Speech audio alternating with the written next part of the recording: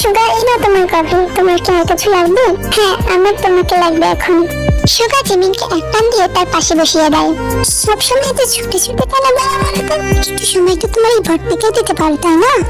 ও, তাহলে তোমার অ্যাটেনশন চাই? হ্যাঁ, দেখো না বাইরে কত সুন্দর বৃষ্টি হচ্ছে। চলো না একটু দুজন মিলে রোমান্স করি। কি করছো? ছাড়ো, আমার অনেক কাজ আছে, আর তুমি তোমার অফিসের কাজ করো। আমার সামনে যদি এত সুন্দর একটা বউ বসে থাকে, তাহলে কিভাবে কাজে মন বসবে? তোমার এই রেশমি চুল, সুন্দর হাত, আর কত সুন্দর মিষ্টি ঠোঁট। একটা কিস তো করতেই পারি, তাই না? সুগা জিমিনকে কিস করতে নিলেই তে চিৎকার করে, আরে এটা তো তেরা আওয়াজ মনে হচ্ছে। জিমিন চিৎকারের আওয়াজ শুনে দ্রুত ড্রয়িং রুমে চলে যায়। বেজে গিয়েছে রোমান্সের 12টা। তে, কি হয়েছে তোর? তুই ঠিক আছিস তো? কি হয়েছে তে? ভূত টুত দেখেছো নাকি? হ্যাঁ জিজু, ভূতই তো দেখেছি। কি? কোথায় ভূত? পর্দার পিছনে। পর্দার পেছনে? দাঁড়া, আমি দেখছি। জিমিন পর্দা সরিয়ে দেখে ওখানে কেউ নেই। ওখানে তো কেউ নেই তে। এই ভূত টুত বলতে না কিছুই হয় না। না জিজু, ভূত হয়। দেখো টিভির মধ্যে কত ভয়ঙ্কর একটা ভূত। কি? তুমি টিভির মধ্যে ভূত দেখে ভয় পাচ্ছ তে? আমি তোকে বলেছিলাম রাতে হরর মুভি দেখবি না, দেখ আবার ভয় পেয়েছিস। দিদি, তুই তো জানিস আমি হরর মুভি দেখতে কত পছন্দ করি, তাহলে এখনো তো ভয় পাচ্ছিস কেন? আজব তো, আমি কখন ভয় পেলাম? হঠাৎ করে টিভির মধ্যে ওই ভূতটা আমার সামনে চলে আসলো, তাই তো একটু চমকে গিয়েছিলাম। অনেক হয়েছে মুভি দেখা, যা এখন গিয়ে শুয়ে পড়। দিদি শোন, বল। দিদি প্লিজ আমাকে একা রেখে যাস না, তুমি সাথে থাকো না। দেখো তো, এসব ভূত না বাস্তবে হয় না, শুধু মুভিতেই হয়। তুমি যাও, নিজের ঘরে গিয়ে শুয়ে পড়ো, দেখবে কিছুই হবে না। জিজু, আমি না দিদির সঙ্গে কথা বলছি, তুমি কেন কথা বলছো?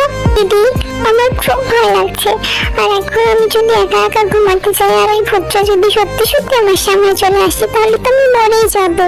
এবার জিমিনের আর কি বা করার, তের সঙ্গে শুয়ে পড়ে, আর সুগা বেচারা সারা রাত একা একাই কাটায়। গুড মর্নিং সুগা, তুমি এত সকালে উঠে গেছো? Bad morning. কেউ একজনকে বলে দাও আমি তার সঙ্গে কোনো কথা বলতে চাই না, আর আমি ব্রেকফাস্টটা বাইরে থেকেই করে নেব। আরে তোমার আবার সকাল সকাল কি হলো? কেননা আমার বউয়ের তো আমার কথা মনেই থাকে না, আমি এখানে থেকে কি বা করব? ভালো হবে আমি এখান থেকে চলে যাই। আচ্ছা, এখন বুঝলাম, তাহলে কাল রাতের জন্য আমার বরটা আমার উপর রাগ করেছে, তাই তো? সরি সোনা, রাগ করো না। দেখো, তে আমার একমাত্র ছোট বোন, কাল রাতেও ভয় পেয়েছিল, এই জন্যই তো আমি ওর সাথে ছিলাম, আর এই জন্য তুমি আমার উপর রাগ করছো? কারণ রাতে যে আমার সুগার কথাটা শেষ না হতে হতে যিনি তার ঠোঁট বসিয়ে দেয় সুগার ঠোঁটের উপর। এখন কি আর কমেছে? না, কিন্তু কাল রাতে সবকিছু এখন করলে পুরো রাতটাই কমে যাবে। তুমি অনেক বলো কি আমি? সেই গুড মর্নিং, কি করছো তোমরা এখানে? দেখে দেখে জিমিন সুগাকে জোরে ধাক্কা দিয়ে দূরে সরিয়ে দেয়। না, কিছু করছি না তো, আবার চলে এসেছি। তুই আজকে অনেক সকালে উঠে পড়েছিস। দিদি, তোর মনে নেই আজকে আমার এক্সাম আছে, আর আমার অনেক খিদেও পেয়ে গেছে। কি, তোর খিদে পেয়েছে? তুই আমাকে আগে বলবি তো। তুই যা গিয়ে খেতে বস, আমি তোকে এখানে খেতে দিচ্ছি। খেতে দে। জিজু, তুমি এখানে কি করছো? কিছু না, কিন্তু তুমি আমার ফিলিংস এর মধ্যে বারবার জল ঢেলে দিচ্ছ। মানে কিছু না, আমি অফিসে যাচ্ছি। বাই। কিছু না বুঝে চুপচাপ খেতে চলে গেল। বাই দিদি, আমি কলেজে যাচ্ছি। আরে দাঁড়া, এই নে কিছু টাকা রাখ, আর একটা ট্যাক্সি করে চলে যাস। কিন্তু বাইরে তো দুটো গাড়ি আছে। আরে আজকে তো ড্রাইভারের ছুটি আছে, আর তোর জিজু একটা গাড়ি নিয়ে অফিসে চলে গেছে, তাই তোকে বলছি। দিদি, তুই আমাকে গাড়ির চাবিটা দে, আমি চলে যেতে পারবো। তুই আবার কবে থেকে গাড়ি চালাতে শিখলি? আমি ইউটিউব দেখে দেখে শিখে নিয়েছি গাড়ি চালানো। কি? অনেক মানুষ আছে যারা প্রফেশনাল ভাবে গাড়ি চালাতে শিখেও ঠিক মতো গাড়ি ড্রাইভ করতে পারে না, আর তুই ইউটিউব দেখে দেখে গাড়ি চালানো শিখে গেছিস? না, আমি তোকে কিছুতেই গাড়ি চাবি দেবো না, আমার একটাই বোন, যদি কিছু হয়ে যায়। আরে দিদি, আমি পারবো চালাতে, আমার কিছুই হবে না। তারপরে জিমিনকে তে অনেক জোর করার পরে জিমিন চাবিটা দিয়ে দেয়, আর তে চাবি নিয়ে এসে গাড়িটা স্টার্ট দেয়। কিছুক্ষণ ঠিক মতো গাড়িটা চালাতে পারলেও কিছুক্ষণ পরে কন্ট্রোল হারিয়ে ফেলে। হঠাৎ করে তের গাড়ির সাথে একটা গাড়ির ধাক্কা লাগে। এই যে গাড়ির মধ্যে কে আছো, বাইরে এসো। তুমি কি চোখে দেখতে পাও না নাকি? বাইরে থেকে একজনের চিৎকার শুনে তে গাড়ির মধ্যে থেকে বের হয়, আর তে যার গাড়ির সঙ্গে ধাক্কা লেগেছে তার নাম হলো জিয়ন জাংকুক। আর জাংকুকের পুরো পরিচয়টা তোমরা গল্পের মধ্যে জানতে পারবে। তে যখন গাড়ি থেকে নেমে আসে, তেকে দেখে জাংকুক অপলক দৃষ্টিতে তাকিয়ে থাকে তের দিকে। এই যে মিস্টার, আপনি এত জোরে চিৎকার করছেন কেন? তের কথায় জাংকুকের ধ্যান ভাঙলো। এই মেয়ে, তুমি কি চোখে দেখতে পাও না নাকি? রাস্তায় কি কেউ এভাবে গাড়ি চালায়? আজব তো, আপনি চোখে দেখতে পান না নাকি? আপনি তো আমার গাড়ির সামনে চলে আসলেন। দেখুন, একদম মুখে মুখে তর্ক করবে না বলে দিলাম। নিজে দোষ করে এখন সরি না বলে আবার তর্ক করছো, তাই না? আমি কেন আপনাকে সরি বলতে যাব? আপনি ভুল করেছেন, আপনি আমাকে সরি বলবেন। এইভাবে কিছুক্ষণ ঝগড়া করার পরে তে তার কলেজে চলে যায়, আর জাংকুক তে যাওয়ার পানে এক দৃষ্টিতে তাকিয়ে থাকে। তে তোর এক্সাম কেমন হলো? ভালো না। কেন? তারপর রাস্তায় যা হয়েছিল সবকিছু তে জিমিনকে বলল। তোর কিছু হয়নি তো তে? তোকে বারবার বললাম যে গাড়ি নিয়ে যাস না, দেখলি তো কি হলো? দিদি আমার কিছু হয়নি তো, যদি কিছু হতো। তে আর কথা না বাড়িয়ে রুমে চলে গেল।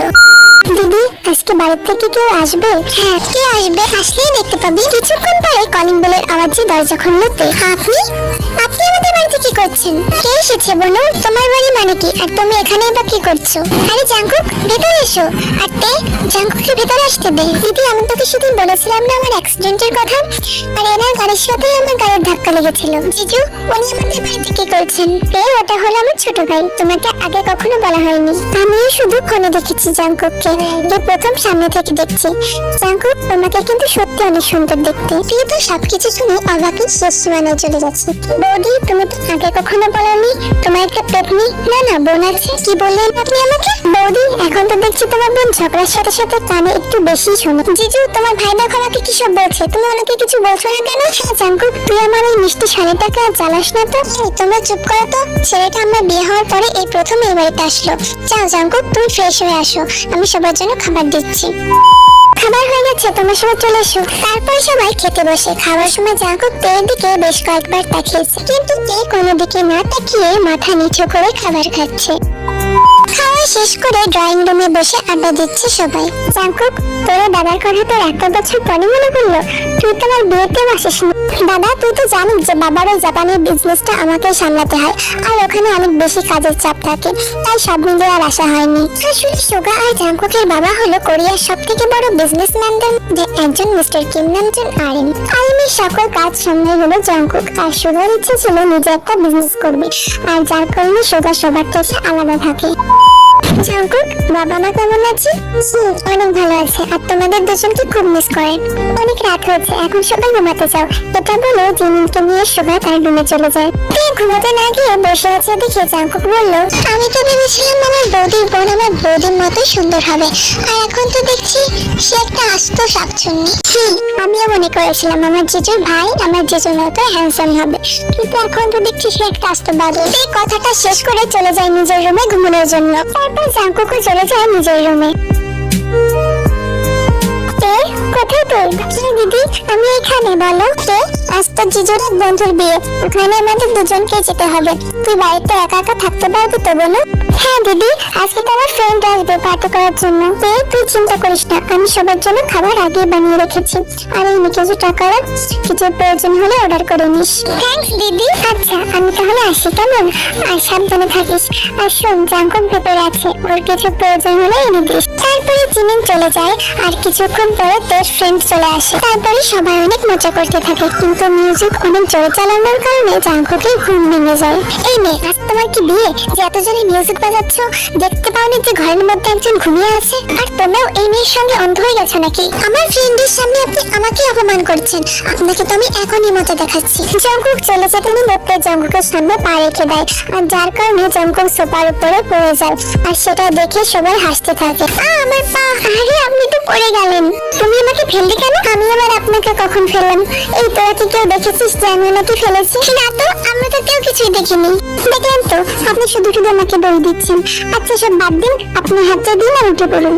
জাঙ্কুক ওঠার জন্য হাত বাড়িয়ে দেয়, কিন্তু তে জাঙ্কুককে ওঠায় না। আমার কাছে আপনাকে ওঠানোর জন্য এত সময় নেই, আপনি একাই উঠে পড়ুন। এই সবাই চল আমরা পার্টি কন্টিনিউ করি। তে সবার সঙ্গে চলে যায়, আর সবাই মিলে অনেক এনজয় করতে থাকে। আমাকে এখানে ফেলে দিয়ে ওখানে গিয়ে সবার সঙ্গে এনজয় করছো তাই না? এবার আমি তোমাকে মজা দেখাচ্ছি। জাঙ্কুক এক টান দিয়ে তেকে নিজের কাছে নিয়ে এসে সবার সামনে তেকে লিপকিস করে। জানো না এসব কি করছেন আপনি? আমাকে সবার সামনে ফেলে দিয়েছিল না, এখন দেখো কেমন লাগে। এটা বলে জাঙ্কুক একটা দেবীর হাসি দিয়ে নিজের রুমে চলে যায়, কিন্তু এই প্রথম কোনো পুরুষের স্পর্শে তে এক জায়গাতে পাথর নিয়ে দাঁড়িয়ে আছে। তে অনেক রাত হয়ে গেছে, এখন আমাদের যেতে হবে, বাই। রোজের কথায় তের ধ্যান ভাঙলো। তে পার্টি এত জলদি শেষ হয়ে গেল, আমি আসার সময় দেখলাম তোর ফ্রেন্ডরা সবাই চলে যাচ্ছে, আর তুই এত রেগে আছিস কেন? একটা বড় বাদর আমাকে কামড়ে দিয়ে চলে যাচ্ছে। এটা বলে তে রেগে রুমে চলে যায়। বাদর? বাদর কোথা থেকে আসবে? আমার তো মনে হচ্ছে অন্য কোনো ব্যাপার আছে।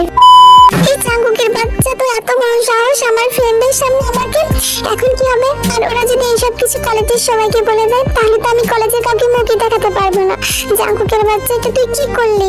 আমি এটার জন্য তোকে কখনোই ক্ষমা করবো না। তুমি কি আমার ব্যাপারে কিছু বলছো? আপনি আপনি আমার ঘরে কি করছেন? জাঙ্কুক থেকে টান দিয়ে তার কাছে নিয়ে আসে। কি করছেন এসব? ছাড়ুন আমাকে। দেখুন, আপনি যদি আর এইসব কিছু করেন তাহলে কিন্তু আমি সব জিজুকে বলে দেবো। আচ্ছা ঠিক আছে, বলো। আর কি বলবে? যে তোমার ভাই আমাকে কিস করেছে ওটা? দেখুন, আপনি আমার কাছে আসবেন না একদম। জাঙ্কুকে আরো কাছে চলে যায়, কিন্তু জাঙ্কুকে বাড়িতে কিস করার জন্য না, তের ঠোঁটে অয়েন্টমেন্ট লাগানোর জন্য। কারণ তখন কিস করার কারণে তের ঠোঁটে অনেকটাই কেটে গিয়েছিল। আমি তো জানতাম না যে তোমার ঠোঁট এতটা নরম যে আমার একটা কিস সহ্য করতে পারবে না। আমিও ভেবেছিলাম আপনি শুধু বদমাইশ। এখন তো দেখছি আপনার কোনো লজ্জাও নেই। আমি কি করবো বলো? তুমি তো আমাকে এই লজ্জাহীন বানিয়েছো। আমি তো বলেছিলাম যে আমার সঙ্গে পাঙ্গা নিও না। পাঙ্গা নিলে তো এমন হবেই, খেয়াল রাখবে তো। তা বলে জাঙ্কুক ওখান থেকে চলে যায়। তাহলে মিস্টার জাঙ্কুক, আপনি আমাকে ভয় দেখিয়ে গেলেন। আপনি দেখুন আমি কি করতে পারি। জাঙ্কুক ভাইয়া, তুমি কি আমাকে ডাকছো? এখানে কি আরো কোনো জাঙ্কুক আছে? আমি তো শুধু আপনাকেই দেখছি। তাহলে আমি আপনাকেই ডাকছি। হঠাৎ করে আমার এখানে ঝগড়াবাতির আগমন হলো তো, তাই আসলে বুঝতে পারিনি কাকে ডাকছো। বলো এবার কি বলতে এসেছো? দেখুন, আমি চাই না যে আমাদের মাঝে আর ঝগড়া হোক। আপনি চাইলে আমরা ফ্রেন্ড হতে পারি। কি আচ্ছা, ঝগড়াবাতি আমার সঙ্গে ফ্রেন্ডশিপ করতে এসেছে? সূর্য আজ কোন দিক দিয়ে উঠেছে? আমি কোনো স্বপ্ন দেখছি না তো? আরে আপনি তো আমার কোনো কথা শুনছেন না। আচ্ছা আমি চলে যাচ্ছি। আরে কই যাও? দাঁড়াও। জাঙ্কুক তের সামনে এসে বলে, বলো কি বলতে এসেছো? দেখুন, আমরা এক বাড়িতেই থাকি, আর এইভাবে সবসময় ঝগড়া করলে লোকে খারাপ বলবে। এর থেকে ভালো হবে আমরা ফ্রেন্ড হয়ে যাই। কথাটা তুমি ভুল বলনি, কিন্তু এটার পিছনে তোমার কোনো চাল নেই তো। আমাকে কি আপনার চালবাজ লাগে? আপনি না খুব বাজে। আচ্ছা রাগ করো না, ঠিক আছে, তাহলে চলো আমরা ফ্রেন্ডশিপ করে নিই। জাঙ্কুক ফ্রেন্ডশিপ করার জন্য হাত বাড়াই। এইভাবে না, আমি সবসময় বন্ধুত্ব হাত করে করি। So can I hug you? Okay. তারপরে একজন আরেকজনকে হাগ করে। আচ্ছা এখন তাহলে আমরা ফ্রেন্ড। তাহলে এখন থেকে আর কোনো ঝগড়া হবে না, ডান? ডান। কি ব্যাপার, তুমি একসাথে হাসছো? বৌদি, আমরা দুজন ফ্রেন্ডশিপ করে নিয়েছি। এটা তো খুব ভালো কথা। এইভাবেই হাসি খুশিতে কিছুদিন কেটে যায়। তুই আবার হরর মুভিজ দেখছিস? না, হয়ে গিয়েছে সব। কি হয়েছে? হ্যাঁ, দুঃখের কথা, কি আর বলবোই বা তোকে। তুই হরর মুভিজ দেখতে অনেক পছন্দ করিস, কিন্তু প্রবলেম এটা যে তুই হরর মুভিজ দেখার পর রাতে অনেক ভয় পাস, আর যার কারণে তোর বৌদিকে তের সঙ্গে ঘুমাই। আর ওই দিন রাতে আমাকে একাই কাটাতে হয়। আজকে রাতেও আমাকে ব্যাচেলারদের মতো একাই কাটাতে হবে। তুই চিন্তা করিস না, আজকের পর থেকে আর এমন হবে না। কিন্তু কিভাবে? আরে আমি আছি না, তুই শুধু দেখে যা আমি কি করি। দিদি, তুই তো জানিস এটা আমার প্রিয় মুভি। দেখতে দে না প্লিজ আমাকে। আরে এটা তো আমারও প্রিয় মুভি। এই আবার কোত্থেকে চলে আসলো? তুই প্রতিদিন এইসবই বলিস, কিন্তু পরে ভয় পাস। আজকে ভয় পেলে কিন্তু আমি আসবো না। বৌদি, তুমি চিন্তা করো না, আমিও আজকে তের সঙ্গে মুভি দেখবো। সো আমার মনে হয় না তে আজকে ভয় পাবে। কি? আমি আপনার সঙ্গে মুভি দেখবো না? যখন জাঙ্কুক তোর সঙ্গে মুভি দেখতে যাচ্ছে তখন জাঙ্কুককেও মুভি দেখতে দে। কিন্তু দিদি, আমি কোনো ভূত নই যে আমি তোমাকে খেয়ে ফেলবো। চলো আজকে আমরা দুজন মিলে একসাথে মুভি পার্টি করি। দেখো আমি আমার সঙ্গে কত স্ন্যাক্স নিয়ে এসেছি। তের পাশ থেকে শুভা জিমিনকে নিয়ে রুমে চলে যায়। আপনার আমার কবে থেকে মুভি দেখার শখ হলো? আজ, এখন থেকে। চলো একসাথে বসে মুভি দেখি। আমার আপনার সঙ্গে মুভি দেখার কোনো ইচ্ছা নেই। দেখো আমি আমাদের দুজনের জন্য কত স্ন্যাক্স নিয়ে এসেছি, এগুলো তো সব নষ্ট হয়ে যাবে। জাঙ্কুক থেকে টান দিয়ে তার পাশে বসিয়ে দেয়। তারপর জাঙ্কুক আর তে অনেক রাত পর্যন্ত মুভি দেখে। এখন আমার অনেক ঘুম পাচ্ছে, আমি ঘুমাতে যাচ্ছি। আরে কোথায় যাচ্ছ? মাত্রই তো মুভি শুরু হলো। রাত 3টা বাজে আর আমি অলরেডি দুটো মুভি দেখে নিয়েছি। আমার এখন অনেক ঘুম পাচ্ছে, আমি ঘুমাতে গেলাম। কিন্তু আমার তো ঘুম আসছে না, আমার তো এখন আরো মুভি দেখতে ইচ্ছা করছে। ঠিক আছে আপনি দেখুন, আমি যাচ্ছি। আরে যেও না, তুমি চলে গেলে তো আমার একা ভয় লাগবে। তুমি আমার পাশেই বসো। জাঙ্কুক পুরো রাত থেকে জোর করেই রাখে। এক সময় তে জাঙ্কুকের কোলেই মাথা রেখে ঘুমিয়ে পড়ে। আরে তে তো ঘুমিয়ে পড়েছে। জাঙ্কুক থেকে সাবধানে কোলে নিয়ে তের রুমে গিয়ে তেকে বিছানার উপর শুয়ে দেয়। তারপর জাঙ্কুক তের ঘুমন্ত মুখের দিকে কিছুক্ষণ তাকিয়ে থেকে একটা মুচকি হাসি দেয়। কিছুক্ষণ পরে তের রুম থেকে জাঙ্কুক বেরিয়ে আসে। এইভাবে হাসি খুশিতে বেশ কিছুদিন কেটে যায়। এনে তো ড্রেস, এগুলো দিয়ে আলমারিতে রেখে দে। ওকে দিদি। আর দিদি, এই শার্টটা কার? দেখে তো আমার মনে হচ্ছে না। কোনটা? দেখা আমাকে।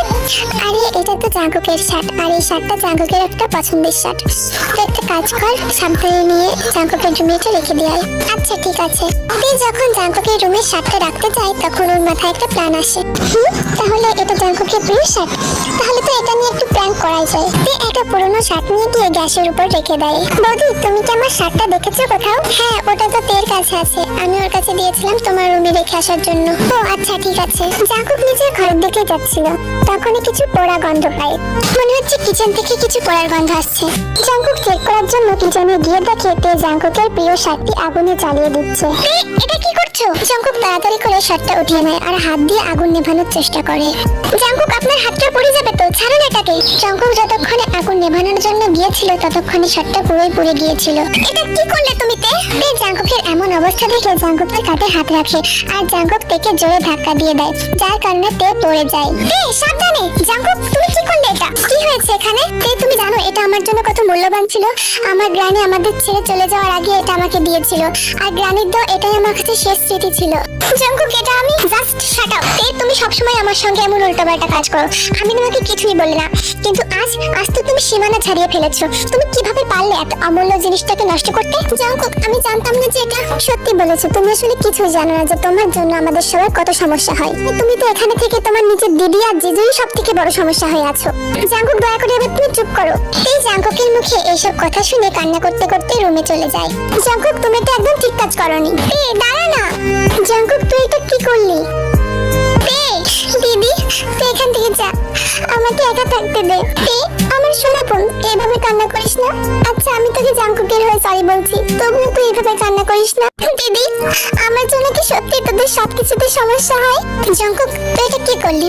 তুই তো জানিস না, আমার আর জিমিনের বিয়ের কিছুদিন আগে জিমিনের মা বাবা একটা রোড অ্যাক্সিডেন্টে মারা যায়। জিমিন তো কোনোভাবে নিজেকে সামলে নেয়, কিন্তু তে এটা সহ্য করতে পারে না আর অনেক ডিপ্রেশনের মধ্যে চলে যায়। না কারোর সঙ্গে কোনো কথা বলতো আর না কিছু খেত। ডক্টর তো বলেই দিয়েছিল যদি সবকিছু এইভাবে চলতে থাকে তাহলে তের অনেক বড় ক্ষতি হয়ে যাবে। যেভাবেই হোক ওকে এই ডিপ্রেশন থেকে বাইরে আনতে হবে। এটা শুনে আমি আর জিমিন অনেক কষ্টে ওকে এই ডিপ্রেশন থেকে বের করেছি। আমরা দুজনকে কখনো এটা বুঝতে দেইনি যে ও একা, ওর মা বাবা ওর সাথে নেই। বল না দিদি, আমি কি সত্যি তোদের অনেক জ্বালাই? তুই সব কি বলছিস? তুই জানিস না যদি তুই কখনো ছোটবেলায় ব্যথা পেতি তাহলে আমিও তোর সঙ্গে কান্না করতাম। যদি তুই কখনো ভুল করতি তাহলে তোর হয়ে আমি মা বাবার থেকে বোকা খেয়ে নিতাম। তুই তো আমার জান, তুই কিভাবে ভাবতে পারলি যে তোর জন্য আমাদের সমস্যা হয়? জাঙ্কুক, তুই আজ এইসব বলে তেকে অনেক কষ্ট দিয়েছিস। তুই এটা ঠিক করিসনি ভাই। সুগার মুখে এইসব কথা শুনে জাঙ্কুকের অনেক আফসোস হয় আর তাড়াতাড়ি করে তের রুমে চলে যায়। জাঙ্কুক, তুমি, আমি একটু তের সঙ্গে কথা বলতে চাই। তারপরে সুগা জিমিনকে নিয়ে রুমের বাইরে চলে যায়। I am really sorry. আমি জানতাম না যে তুমি আমার কথায় এতটা কষ্ট পাবে। আমি কষ্ট পাবো কেন? আপনি তো সত্যি বলেছেন আমি অনাথ, তাই জন্য আপনার দাদা আর বৌদির কাছেই থাকি। এজন্য হয়তো আপনাদের সমস্যার কারণ আমি। আর এই নিন আপনার শার্ট। এটা তো তুমি পুড়িয়ে দিয়েছিলে তাই না? যেটা পড়েছি ওটা আপনার না, ওটা আমার একটা পুরনো শার্ট ছিল যেটা আপনার শার্টের মতোই সেম দেখতে ছিল। আর ওটা জ্বালিয়ে আমি আপনার সঙ্গে প্র্যাঙ্ক করতে চেয়েছিলাম। আর দেখুন, আমি জানতাম না যে ওটার কারণে আমি আপনার মনের কথাগুলো জানতে পারবো। আমি জানি আমি তোমার সঙ্গে একটু বেশি খারাপ ব্যবহার করে ফেলেছি। প্লিজ ওটার জন্য আমাকে ক্ষমা করে দাও। জাঙ্কুক, আমি আপনার সঙ্গে কোনো কথা বলতে চাই না। আপনি আপনার জিনিস পেয়ে গেছেন, এখন এখান থেকে আসতে পারেন। প্লিজ আমার কথাগুলো শোনো। জাঙ্কুক কিছু বলার আগে তে ওখান থেকে রেগে চলে যায়। এর মধ্যে কেটে গেছে বেশ কিছুদিন। জাঙ্কুক তের সাথে অনেক কথা বলার চেষ্টা করেছি, কিন্তু তে জাঙ্কুকের সাথে কোনো কথা বলেনি। দিদি, আমার এক্সাম শুরু হতে চলো আর আমি এখনো রেডি হতে পারলাম না। তে আয়নার সামনে দাঁড়িয়ে রেডি হচ্ছিল, তখন তে দেখতে পায় টেবিলের উপর একটা চিঠি রাখা আছে। এই চিঠিটা আমার কার? তে চিঠিটা খুলে দেখলো ওটা জাঙ্কুকের, যেখানে জাঙ্কুক কিছু লিখে রেখেছে। তে, আমি জানি যে তুমি আমার উপর অনেক রেগে আছো। আমি সেদিন রাগের মাথায় তোমাকে অনেক কিছুই বলে ফেলেছি। আমার কোনো ইচ্ছা ছিল না তোমাকে কষ্ট দেওয়ার, আর এটার জন্যই আমার মনে সারা জীবন গিল্টি থেকে যাবে যে তুমি আমার জন্য কষ্ট পেয়েছো। যাই হোক তে, আমি আজকে চলে যাচ্ছি, পারলে আমাকে ক্ষমা করে দিও। এই চিঠিটা পড়া শেষ করে দৌড়ে জাঙ্কুকের রুমে চলে যায়, কিন্তু জাঙ্কুক ওখানে ছিল না। জাঙ্কুক, কোথায় আপনি? কি হয়েছে তে? তুই এত ব্যস্ত হয়ে কাকে খুঁজছিস? দিদি, জাঙ্কুক কোথায়? জাঙ্কুক তো সকালে এয়ারপোর্টে চলে গেছিল। জাঙ্কুকের তো আজকে জাপানে ফ্লাইট আছে। কি, তুই ওনাকে বাধা দিসনি? এই জাঙ্কুককে আটকানোর জন্য তখনই এয়ারপোর্টে চলে যায়। জাঙ্কুক, জাঙ্কুক তো আমার ফোনও ধরছে না। কোথায় তুমি জাঙ্কুক? এই সব জায়গাতে জাঙ্কুককে খুঁজতে থাকে, কিন্তু জাঙ্কুককে কোথাও খুঁজে পায় না। এই জাঙ্কুককে কোথাও খুঁজে না পেয়ে ওখান থেকে কান্না করতে করতে চলে যাচ্ছিল। তখন তে দেখতে পায় জাঙ্কুক এক কোণার একটা সিটে বসে আছে। জাঙ্কুককে দেখে তে জাঙ্কুকের কাছে দৌড়ে চলে যায়। জাঙ্কুক!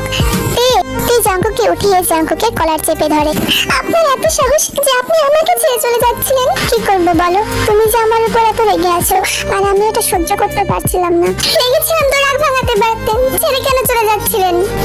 আমি তোমার রাগ ভাঙানোর অনেক চেষ্টা করেছি, কিন্তু তুমি তো আমার সঙ্গে কোনো কথাই বলছিলে না। কথা বলছিলাম না, কিন্তু কাছেই তো ছিলাম। এখন আপনি যদি আমাকে ছেড়ে চলে যান, তাহলে আমি কিভাবে থাকবো? জানি না, আপনার সাথে ঝগড়া করতে করতে তখন আপনার এত কাছে চলে এসেছি। এখন আপনাকে ছেড়ে আমি এক মুহূর্ত থাকতে পারবো না Jungkook, because I love you. আমিও তোমাকে খুব ভালোবাসি। যখন আমি তোমাকে প্রথম দেখেছিলাম, তখনই তোমাকে ভালোবেসে ফেলেছিলাম, কিন্তু সেদিন আমার তোমাকে এতগুলো কথা শোনানো ঠিক হয়নি। তুমি আমাকে প্লিজ ক্ষমা করে দাও। তুমি তো আগে থেকেই খারাপ, এখন আরো বেশি খারাপ হয়ে গেছো। তুমি আমাকে ছেড়ে চলে যাচ্ছিলে। প্লিজ জাঙ্কুক, আমাকে ছেড়ে যেও না। যাবো না, কখনোই যাবো না তোমাকে ছেড়ে। তারপর দুজন দুজনকে অনেক শক্ত করে জড়িয়ে ধরে।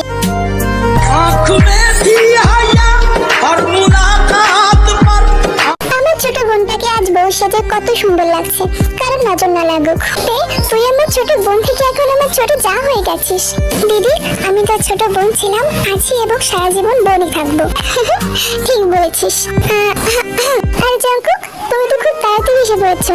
মনে হচ্ছে বউয়ের কাছে যাওয়ার জন্য আর অপেক্ষা করতে পারছো না।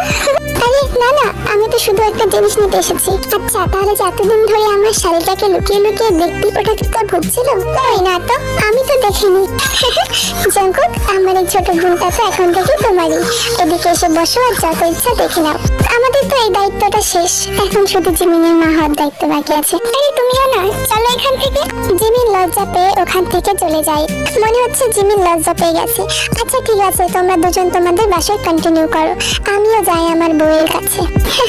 এই জিজুও না কত মজা করে। তুমি শুনেছো মাত্র দাদা কি বলে গেল? তো বেবি, চলো বাসায় কন্টিনিউ করা যাক।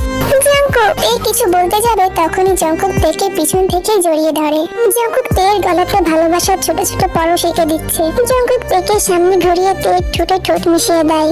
জাঙ্কুক তেকে কোলে তুলে নিয়ে বেডের উপর শুইয়ে দেয়। তারপর চলে যায় দুজন তাদের ভালোবাসার রাজ্যে। আমি আর কিছু বলতে পারবো না, তোমরা নিজেরাই দেখে নাও।